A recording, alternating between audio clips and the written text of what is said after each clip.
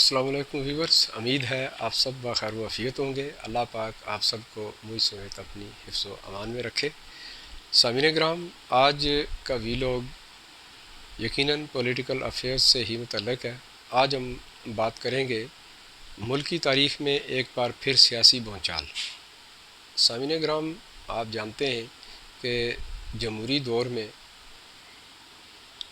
حسن یہ ہے کہ آپ کو آزادی رائے حاصل ہے، خواہ وہ عام عوام ہوں یا پارلیمنٹ کے اراکین ہوں۔ اسی سلسلے میں 8 مارچ 2022 ایک ایسا دن جسے تاریخ میں اہم مقام حاصل ہے۔ اس دن تمام اپوزیشن نے پی ڈی ایم کی مشاورت کے ساتھ مل کر حکومت وقت کے سربراہ کے خلاف، یعنی جناب عمران خان صاحب وزیر اعظم پاکستان کے خلاف تحریک عدم اعتماد پیش کرنے کا فیصلہ کیا اور ریپوزیشن جمع کروائی۔ یہ ایک آئینی عمل ہے، جمہوری طریقہ کار ہے، اور اس سے سوا وزیر اعظم کے خلاف اور کوئی طریقہ اختیار نہیں کیا جا سکتا تھا۔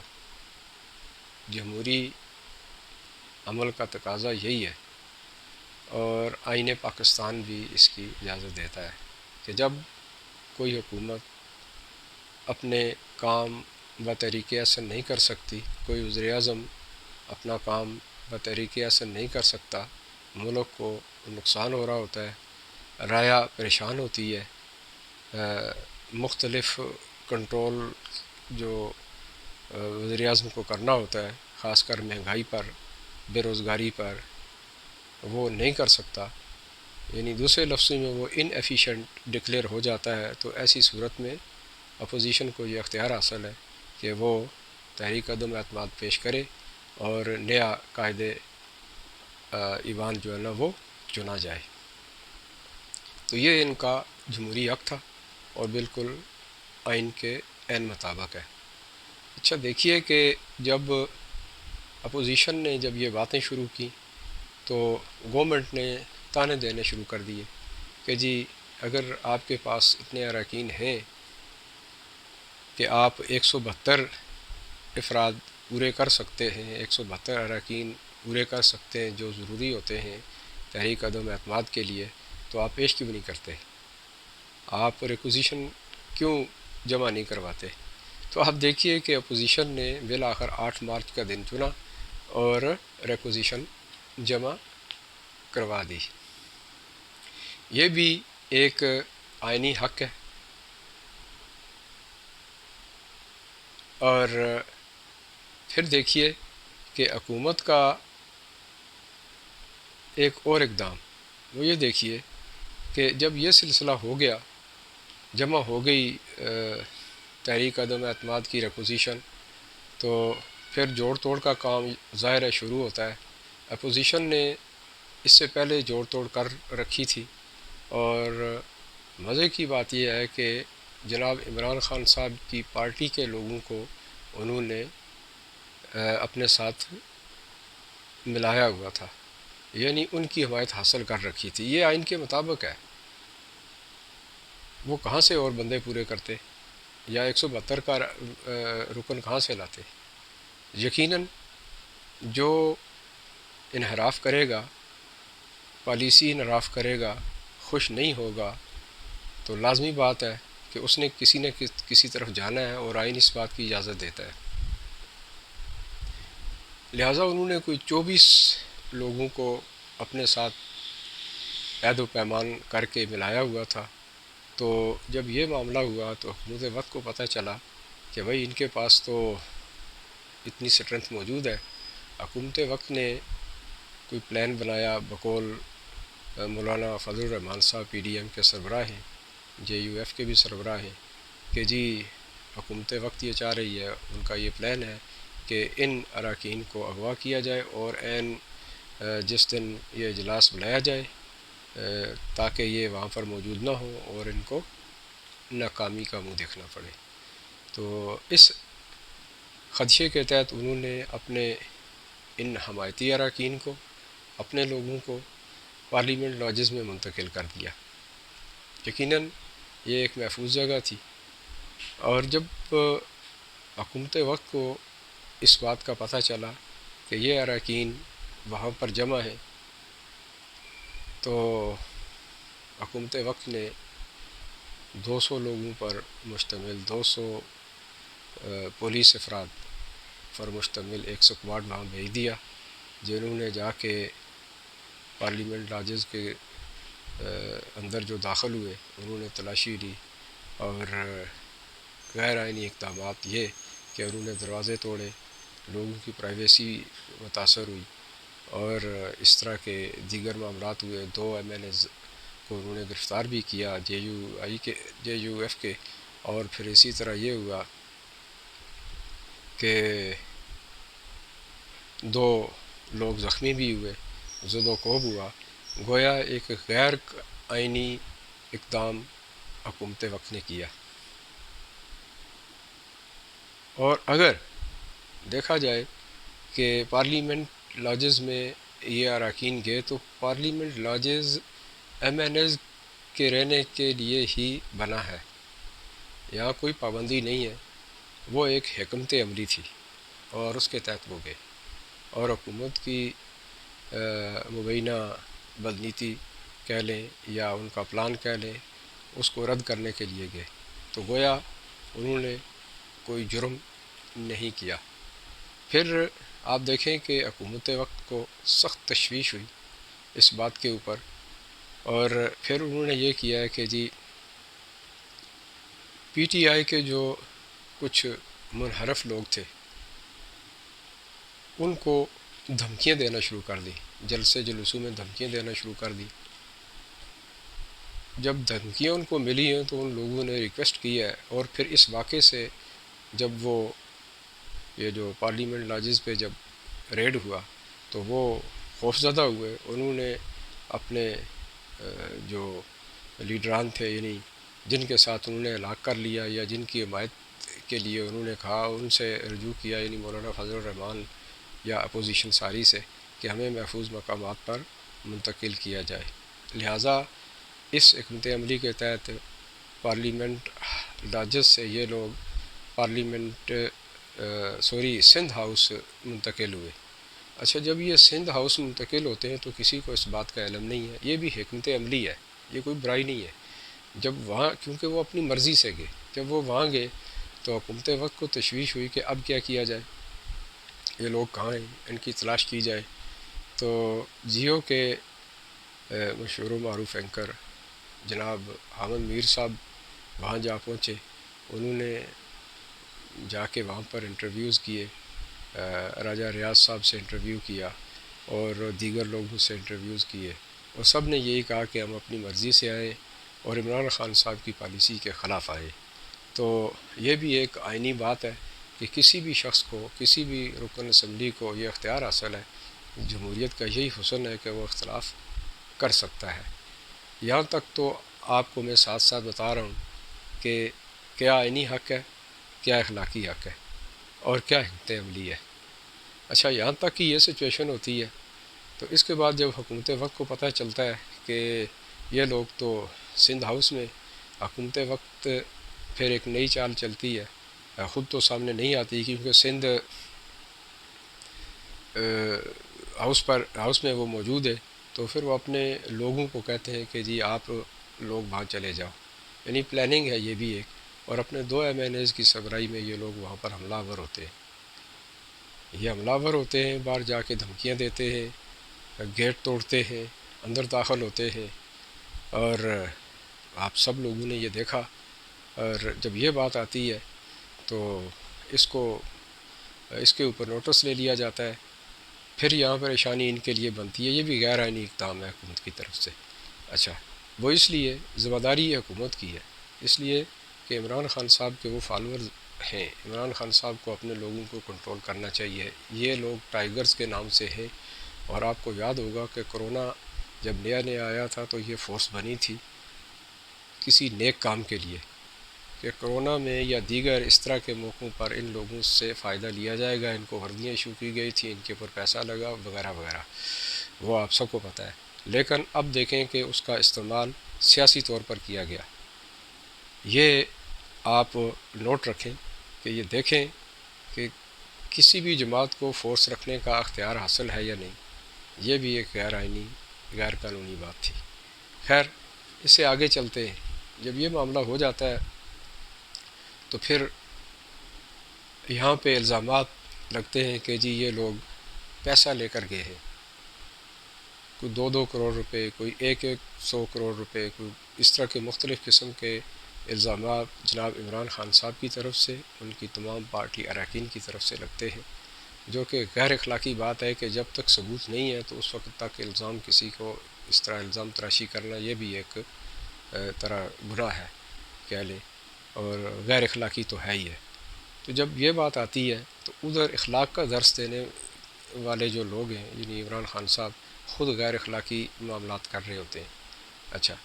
جب یہ آپ دیکھیں کہ وہ لوگ وہاں قسمیں کھاتے ہیں، ان میں کچھ لوگ ایسے بھی ہیں جو قرآن پر ہاتھ رکھ کر یہ کہتے ہیں کہ جی ہم نے کوئی پیسہ نہیں لیا، ہم خالص تر عمران خان صاحب کی پالیسیوں کے خلاف ہی آئیں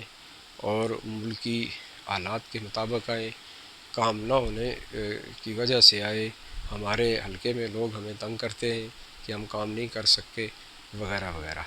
اچھا، یہاں تک کا سلسلہ جی۔ پھر آپ دیکھیں کہ یہی لوگ اگر پلاننگ کے ساتھ نہیں آئے تھے تو آپ دیکھیں کہ وہاں دھمکیاں جو ان لوگوں نے دیں کہ ہم آپ کے گھروں کا گھیراؤ کریں گے، اور اس کا عملی مظاہرہ پھر یہ ہوتا ہے کہ سیال کوٹ میں اور ملتان میں ایم ایل ایز جو ہے ان کے خلاف ان کے گھروں کے سامنے جو ہے نا یہ باقاعدہ یہ لوگ جاتے ہیں ٹائیگر فورس، اور وہاں جا کر احتجاج کرتے ہیں اور وہاں پر دھمکیاں دیتے ہیں جو کہ غیر قانونی غیر آئینی ہے اور فنڈامنٹل رائٹس جو ہوتے ہیں ان کی خلاف ورزی ہے۔ اچھا، پھر آگے دیکھتے ہیں جی کہ عمران خان صاحب پھر یہ کرتے ہیں کہ جی مختلف جلسے کرتے ہیں، ان جلسوں میں اپوزیشن کے برے برے نام لے کر ان کو مخاطب کرتے ہیں، یعنی دوسرے لفظوں میں کردار کشی کا ایک تانتا بندھا ہوا ہے، کسی کو چور، کسی کو ڈاکو، کسی کو لٹیرا، اس طرح کے الفاظ استعمال کرتے ہیں۔ اور آج جو درگئی میں جلسہ ہوا تو اس میں عمران خان صاحب نے ایک نیا لفظ سٹوجز کا استعمال کیا۔ تو میرے خیال میں اس لفظ کو اگر دیکھا جائے تو اس کے مختلف معنی بنتے ہیں۔ ایک اس کا معنی کٹھ پتلی کا بھی ہے، ایک مسخروں کی جوڑی کا بھی ہے، اور ایک بڑا غلط قسم کا ہے، یعنی دلہ۔ یہ اس کے علاوہ بھی اور بہت سے ہیں، لیکن یہ 3 الفاظ جو آپ ابھی بھی گوگل کریں تو آپ کو بقول عمران خان صاحب گوگل کریں تو آپ کو یہ الفاظ یا ان کے اس لفظ کے ترجمے مل سکتے ہیں۔ تو آپ یہ دیکھیں کہ یہ کون سا اخلاق ہے۔ اگر ہم اس کو کٹھ پتلی لیں تو اپوزیشن کا یہی ان کے اوپر الزام تھا کہ آپ کٹھ پتلی ہیں، اور یہ وہی الزام ریورٹ بیک کر رہے ہیں۔ اگر ہم اسے مسخروں کی جوڑی لیں تو یہ مسخروں کی جوڑی نہیں، وہ 3 اسٹوجز کہہ رہے ہیں، وہ 3 لوگ ہیں۔ تو مسخرے اگر یہ ہیں تو جو کچھ عمران خان صاحب پینترے بدل رہے ہیں، یعنی خود ڈی چوک سے لے کے اب تک جتنے عوام کے ساتھ انہوں نے وعدے وعید کیے، تو اللہ گواہ ہے، آپ خود ہی دیکھیے اللہ کو گواہ بنا کر کہ انہوں نے کتنے پورے کیے۔ تو پھر یہ اصطلاح میرے خیال میں انہی کے اوپر صادق آتی ہے۔ اگر تیسرا لفظ دیکھیں تو وہ میں اس کے اوپر ڈسکس نہیں کروں گا، انتہائی بیہودہ قسم کی بات ہے، اور نہ میں سمجھتا ہوں کہ یہ لفظ انہوں نے اس اصطلاح کے لیے استعمال کیا ہوگا۔ خیر، یہ آپ دیکھ لیں کہ اخلاق کا معیار ہمارے یہاں کیا ہے۔ پھر آگے چلتے ہیں جی کہ ان لوگوں کو، اچھا اس کا ایک اور مطلب بھی ہے، چمچہ، کسی کے لیے کام کرنا، یہ بھی ہے اس کا مطلب۔ اچھا پھر ابھی چلتے ہیں جی 14 منحرف اراکین کو 7 دن کا نوٹس دیا گیا ہے کہ جی آپ تشریف لے آئیں، شو کاز نوٹس ہے، پہلے تو یہ بتائیں اور اس کے بعد ہم آپ کی رکنیت خارج کر دیں گے، جبکہ قانون یہ کہتا ہے کہ جب تک کوئی عمل ہو نہیں جاتا، یعنی آپ جب تک کوئی جرم کمٹ نہیں کرتے اس وقت تک آپ کے اوپر چارج نہیں لگتا، یہ قانون ہے۔ اور یہاں بھی یہی سچویشن ہے، جو ماہرین ہیں وہ یہی بتاتے ہیں کہ جب تک یہ لوگ اسمبلی میں ووٹ نہیں کر چکتے اس وقت تک ان کے اوپر یہ چارج جو عمران خان صاحب کہہ رہے ہیں اور یہ جو نوٹس دے رہے ہیں یہ نہیں بنتا ہے، اگرچہ وہ رولنگ بھی موجود ہے لیکن اس کا اطلاق اس کے بعد ہوتا ہے، تو یہ بھی ایک غیر آئینی کام ہے۔ اچھا پھر جی آگے چلتے ہیں جی 20 تاریخ یعنی آج کا دن جو جلسہ درگہی ہوا، وہاں عمران خان صاحب ایک بہت بڑا درس دیتے ہیں اخلاقیات کا، درگہی کے جوانوں کو مخاطب کر کے وہ یہ کہتے ہیں کہ امر بالمعروف و نہی عن المنکر ایک آیت ہے قرآنی، تو آپ کے سامنے میں وہ رکھتا ہوں، آپ اچھائی کا ساتھ دیں اور برائی سے بچیں۔ تو سامعین محترم سوال یہ پیدا ہوتا ہے کہ کیا عمران خان صاحب کو یہ اختیار حاصل ہے، یا ان کے پاس وہ کون سا اچھائی اور برائی کا پیمانہ ہے کہ وہ کسی کے کردار پر بات کر سکے، یا خود کو وہ نیک کہیں اور دوسروں کو وہ بد کہیں، برا کہیں۔ یہ پیمانہ صرف اللہ تعالیٰ کے پاس ہے اور اللہ کی ذات ہی بہتر جانتی ہے کون اچھا ہے کون برا ہے۔ اگر اس کو ہم قانونی لیں تو کوئی مفتی حضرات باہم مشاورت کے ساتھ اگر ان کے سامنے کوئی کیس رکھا جائے تو وہ فتویٰ جاری کر سکتے ہیں، جبکہ ایک عام آدمی کو یہ اختیار بالکل بھی حاصل نہیں ہے، خواہ وہ ملک کا پرائم منسٹر ہی کیوں نہ ہو، کیونکہ یہ سراسر دین کا معاملہ ہے اور یہاں پر مذاق یا اس طرح کی باتیں کرنا انتہائی غلط بات ہے۔ آپ خود سوچئے کہ اس طرح اگر ہم دین کے پیمانے، ایمان کے پیمانے مقرر کرنا شروع ہو جائیں تو ایک مسلم کنٹری میں سوائے فسادات کے اور کوئی چیز نظر نہیں آتی۔ یہ انتہائی غیر اخلاقی اور بد اخلاق ترین بات ہے، اس کے اوپر بھی سوچنا چاہیے۔ یہ کسی کو اس طرح کے کا ڈکلیئر کرنا یہ کوئی اچھی بات نہیں ہے۔ پھر یہ کہنا، یہیں اس کی نفی یہ ہوتی ہے کہ انہی 14 اراکین کو مخاطب کر کے یہ کہنا کہ آپ لوگوں نے پیسے لیے ہیں، آپ لوگوں نے پیسے لیے ہیں اور آپ لوگوں نے ضمیر بیچا ہے، اور اب ہم آپ کو یہ کہتے ہیں کہ جی آپ واپس بھی آ جائیں، آپ کو عام معافی کا ہم اعلان کرتے ہیں، عام طور پہ آپ کو نہیں ہم معاف کر دیں گے۔ اچھا پھر ساتھ ساتھ دھمکاتے بھی ہیں ان کو کہ جی اگر آپ نے ایسا نہیں کیا تو یہ دور سوشل میڈیا کا ہے اور اس دور میں کوئی چیز چھپتی نہیں ہے، آپ کے نام کے سامنے ضمیر فروش لکھا جائے گا، یہ آپ کے بچوں کے لیے آپ کے لیے صحیح نہیں ہوگا، آپ کو لوگ شادیوں میں جانے نہیں دیں گے، آپ کے بچوں کو رشتے نہیں دیں گے، یعنی ان کی شادیاں نہیں ہوں گی، اسی طرح دیگر تقاریب میں آپ نہیں جا سکیں گے۔ گویا یہ سارے فتوے انہی کے لیے ہیں، یعنی یہاں تک ایک یہ کہہ لیں کہ ہم لوگ جا سکتے ہیں، اور پھر ان کو یہ کہنا کہ آپ ضمیر فروش بھی ہیں، پھر ان کی کو ریکویسٹ بھی کرنا کہ آپ واپس آ جائیں۔ اچھا پھر یہ بھی کہ وہ ریکویسٹ یعنی جب وہ واپس اگر آتے ہیں تو کیا اپوزیشن یہ نہیں کہے گی کہ اب آپ نے پیسے دیے ہیں؟ یعنی آپ سوچئے کہ ہم کہاں پہنچ چکے ہیں، ہم اخلاقی طور پر کہاں کھڑے ہیں۔ یہ سوچنے کی باتیں ہیں، سمجھنے کی باتیں ہیں، غور کرنے کی باتیں ہیں۔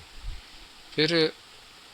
ہم یہ دیکھتے ہیں، اچھا یہاں پر یہ چیز یہ ہے کہ یہ فنڈامنٹل رائٹس ہے لوگوں کے، بھائی کسی کو جمہوریت کا حسن ہی یہی ہے کہ آپ کسی سے اختلاف کر کے سائیڈ لائن ہو جائیں،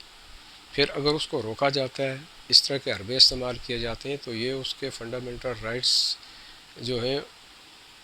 اس کی خلاف ورزی ہے، یعنی آپ وہاں بھی خلاف ورزی کر رہے ہیں۔ تو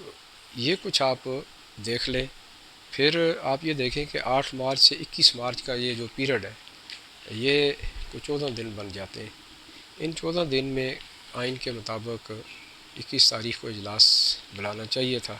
اسپیکر صاحب کو، اور اسپیکر صاحب نے یہ فرمایا ہے کہ جی 21 تاریخ کو ہم اجلاس بلائیں گے، صرف ایک ممبر ہمارے فوت ہو گئے اور فاتح خوانی کے بعد اجلاس ملتوی کر دیا جائے گا، اور اس کام کے لیے 25 تاریخ 11 بجے اجلاس بلایا گیا ہے۔ یعنی یہاں بھی آئین سے انحراف کیا گیا ہے۔ چاہیے تو یہ تھا کہ 14 دن کے اندر بلایا جاتا، تو یہ بھی قانون شکنی ہے کہ آپ 14 دن آئینی مدت سے تجاوز کر رہے ہیں۔ پھر جی آگے چلتے ہیں، تاخیری عربے کیوں استعمال ہو رہے ہیں؟ تاخیری عربے اس لیے استعمال ہو رہے ہیں کہ کسی طریقے سے منت سماجت کر کے ان 24 اراکین کو منا لیا جائے۔ تو خود سوچئے، ایک طرف آپ ان کو ضمیر فروش کہتے ہیں، دوسری طرف آپ ان کے لیے ریکویسٹ کرتے ہیں کہ آپ آ جائیں، تو کیا یہ بذات خود ضمیر فروشی کی ترغیب نہیں ہے؟ یقیناً ایسا ہی ہے۔ پھر بات کرتے ہیں جی OIC اجلاس کا بلانا اور پارلیمنٹ میں اجلاس کا رکھنا، یعنی پارلیمنٹ ہاؤس میں اجلاس کا رکھنا۔ اس سے پہلے کہ جتنے بھی OIC کے اجلاس بلائے گئے ہیں، وہ کنونشن سینٹر ہے، مختلف جگہ ہیں، وہاں پر یہ اجلاس ہوتے ہیں۔ تو یہ بھی آپ دیکھیں کہ یہ جگہ رکھی گئی، چلے وقت سے پہلے یہ متعین تھا، رکھ ہی لی انہوں نے، یہ مان لیتے ہیں۔ اگر ایسا ہی تھا تو جب یہ سچویشن پیش آ گئی، یہ عین پارلیمنٹ کا معاملہ ہے، یہ جو تحریک عدم اعتماد کا معاملہ ہے، یہ پارلیمنٹ کے سوا کہیں نہیں ہوتی ہے، وہاں کا معاملہ ہے۔ تو مختص ہی پارلیمنٹ اس کام کے لیے ہے، تو اجلاس کہیں دوسری جگہ بھی منتقل کیا جا سکتا ہے، کوئی اس میں ایسی برائی نہیں ہے۔ یہ ایک اچھی روایت ہے اور آئین کی پاسداری ہوتی ہے کہ جی دیکھیں، اور اچھا میسج جاتا ہے کہ جی دیکھیں پاکستان کے لوگ اتنے تہذیب یافتہ ہیں کہ پارلیمنٹ کے تقدس کا ان کو اتنا احساس ہے کہ انہوں نے OIC کی کانفرنس کا وینیو جو تھا وہ اسمبلی ہال رکھا ہوا تھا، لیکن چونکہ ایک اچانک یہ جو تحریک اعتماد کی جو ہے نا معاملات اٹھ کھڑے ہوئے، یعنی نو کانفیڈنس موشن کی بات آ گئی جو وہیں ہونی تھی، تو انہوں نے اس اجلاس کو منتقل کر دیا۔ یقیناً یہ بھی ہو سکتا تھا اور بطریق اصل سارے کام ہو جاتے۔ اب یہ جان بوجھ کر شے دینے کی کوشش ہے کہ جی پھر اس کے اوپر بیس کر کے یہ کہنا کہ جی یہ ملک دشمن عناصر لوگ ہیں، یہ کر رہے ہیں، یہ وہ کر رہے ہیں، یعنی ہم غداری کے سرٹیفکیٹ 1 منٹ کے اندر جاری کر دیتے ہیں، حالانکہ یہ نہیں سوچتے کہ یہ کام ہم کسی اور طریقے سے بھی کر سکتے ہیں۔ یہ دیکھا جائے تو یہ غلط پلاننگ ہے، اور یہ بھی کہہ سکتے ہیں کہ یہ سرٹیفکیٹ جاری کرنا یہ انتہائی غلط ہے، اس لیے کہ ملک پاکستان کے تمام لوگ اس پاکستان کے وفادار ہیں، اور کوئی شخص ایسا نہیں ہے جو اپنے ملک کے لیے غلط سوچے۔ یقیناً اگر کوئی اختلاف رکھتا ہے تو وہ بھی اس ملک کی بہتری کے لیے ہی ہوتا ہے۔ اس کو دوسری لائن دینا صرف اپنا کام چلانے کے لیے انتہائی غلط بات ہے۔ تو سامعین محترم، یہ کچھ 24 پوائنٹ تھے جو آپ کے سامنے رکھے، اور ساتھ ساتھ میں نے ان کی وجوہات آپ کو بتائی ہیں۔ یقیناً یہ میری رائے ہے، آپ اختلاف رکھتے ہیں، اختلاف کا حق رکھتے ہیں، اور آپ یہ کہہ سکتے ہیں کہ یہ کس حد تک صحیح بات ہے، کس حد تک نہیں ہے۔ آپ بھی بہتر جج ہیں، اخلاقی یا غیر اخلاقی معاملات کہاں تک صحیح ہے، کہاں تک غلط ہے، اور سب سے بڑھ کر یہ کہ خود کو سچا کہنا اور دوسرے کو غلط کہنا، جھوٹا کہنا، جب تک ثبوت نہ ہو تو آپ خود سوچئے، بذات خود یہ ایک غیر اخلاقی عمل ہے۔ تو سامعین محترم، اس وقت سچویشن بہت نگفتہ بے ہے، اور حکومتی جو بینچز ہیں وہاں پہ اس وقت افراتفری کا عالم ہے، سخت قسم کی فرسٹریشن ہے، اور یہ جو کچھ معاملات ہو رہے ہیں دراصل اور کوئی بات نہیں ہے، صرف ایک ہی بات ہے، وہ یہ کہ عمران خان صاحب پہلی بار شاید کٹہڑے میں آئے ہیں۔ یہ فرسٹ ٹائم ہوا ہے کہ عمران خان صاحب کسی کٹہڑے میں آئے ہیں، اور وہ کٹہڑا بھی کرسی کا کٹہڑا۔ تو آپ خود سوچئے عام حالت میں کرسی کتنی عزیز ہوتی ہے، عام پوسٹ کے لیے تو وزارت عظمیٰ کی کرسی ہو، تو یقیناً یہاں آ کر اصل امتحان شروع ہوتا ہے کہ کون کیا ہے۔ سامعین محترم، اسی کے ساتھ ہی کہ اللہ پاک پاکستان میں استحکام رکھے، ہمارے ملک کے لیے جو بھی ہو بہتر ہو، ہم سب یہی دعا کر سکتے ہیں، اور دیکھتے ہیں کہ یہ تحریک عدم اعتماد کس کروٹ بیٹھتی ہے۔ کیا عمران خان صاحب اپنی کرسی بچا سکتے ہیں، یا آئین سے روگردانی کرتے ہوئے کوئی دوسرا راستہ اختیار کر سکتے ہیں؟ یہ لمحہ فکریہ ہے، اور یہی دعوت فکر ہے۔ اسی کے ساتھ ہی مجھے اجازت دیجیے، اللہ حافظ۔